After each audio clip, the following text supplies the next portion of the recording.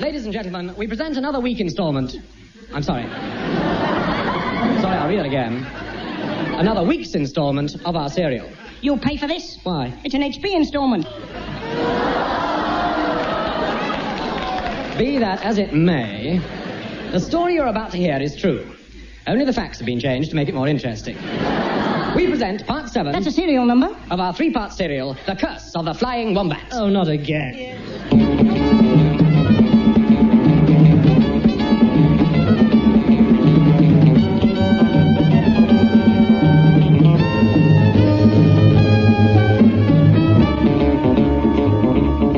Last week, we left Tim Brown Windsor and his gallant friends in the clutches of Hurricane Flossie. Ooh. There they were in the middle of the tempest. Blow winds and crack your cheeks, don't you, Hurricane? No, that's King Lear.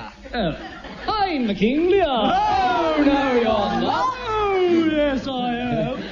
As the storm rises, Captain Otto Cleese makes a last desperate entry in his logbook. Dear logbook, we can't go on meeting like this.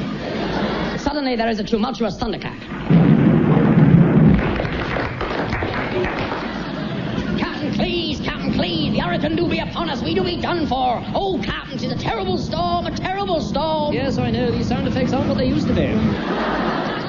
Oh, it stopped. And so we were saved. Next morning, as we sailed peacefully over the waters of the mid-Atlantic, there came a cry from the lookout.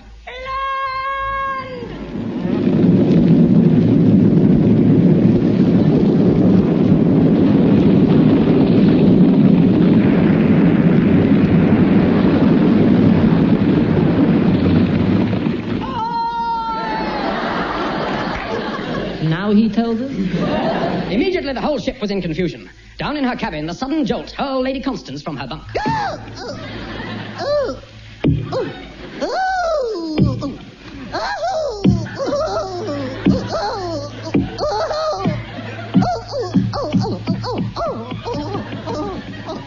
Auntie, are you all right?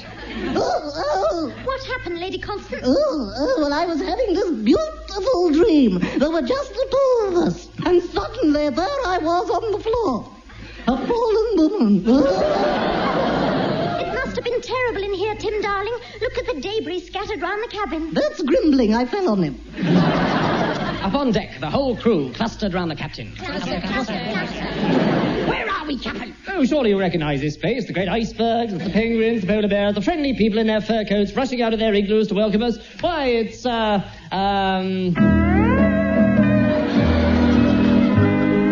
Look at those sandy wastes, hundreds of them. Hey! Come, my dear, what's your name? Lucy. And you? Lucy. And you? Lucy. Lucy. Lucy. You know what this means? Not. Yes, it's hallucination. So, we landed on the coast of Zanzibar and decided to make our way to Kathmandu on foot. Or rather, for all of us except Grimbling, on feet. To Kathmandu!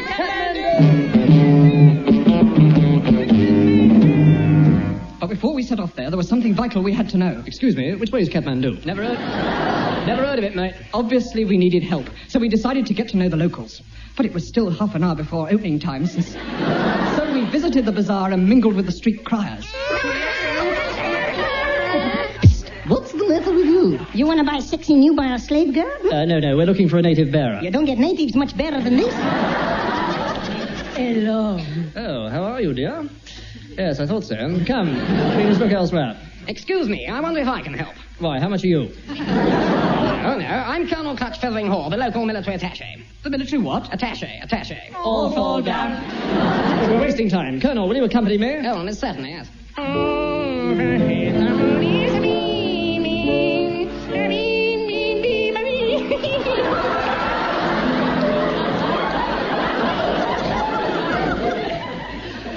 Thank you. You play very well.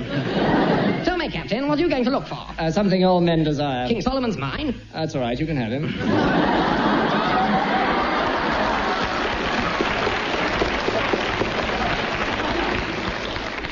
We're after the green eye, the little yellow dog. Now we must gather supplies for the trip.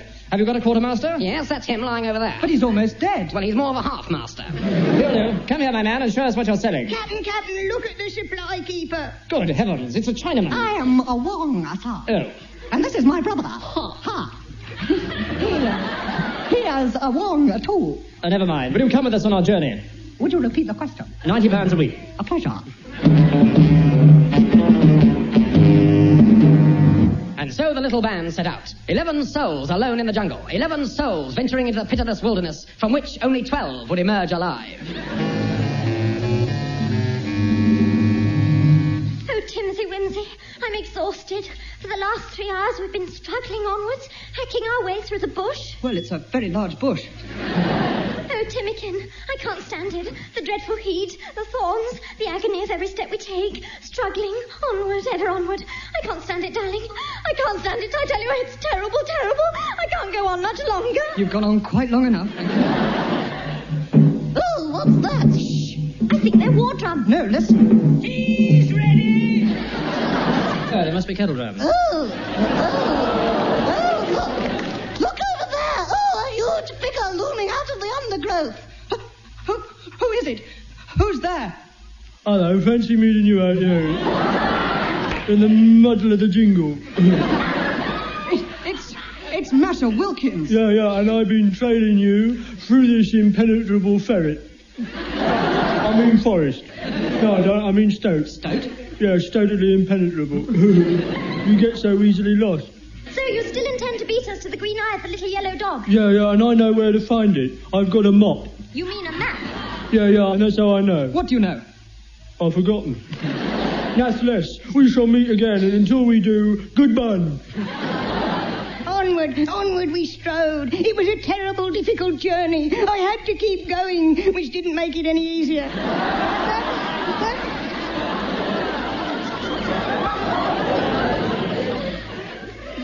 But at nightfall, we reached a little clearing in the forest. We all sat down to dine off a wild boar, but the plates kept falling off its back. Maisie Robinson, the international temptress, behaved disgracefully. Let me tempt you, my darling. Oh, you're so beautiful, so strong, so virile. Oh, you're too kind, miss. But suddenly someone noticed. Have you seen Lady Constance? Yes, grotesque, isn't it? No, what I mean is she seems to have disappeared. Odd socks. I beg your pardon? It's all right, I seem to have dressed carelessly. But what can have become of her? Good grief, look over there through the trees. A giant water vole swinging through the branches with Lady Constance clasped in its hideous paws. Let me go, you brute. Unask me, you monster. You're tickling.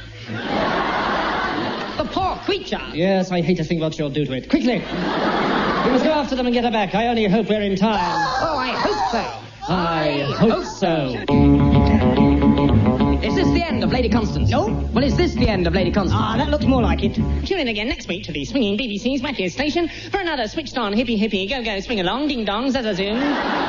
Jam-packed, fruit-filled, lemon meringue pie of an episode of your famous hot patootie cereal. Till then, pip your old things and don't miss your next ration of boom, sow, kapow, and thunk. Bye!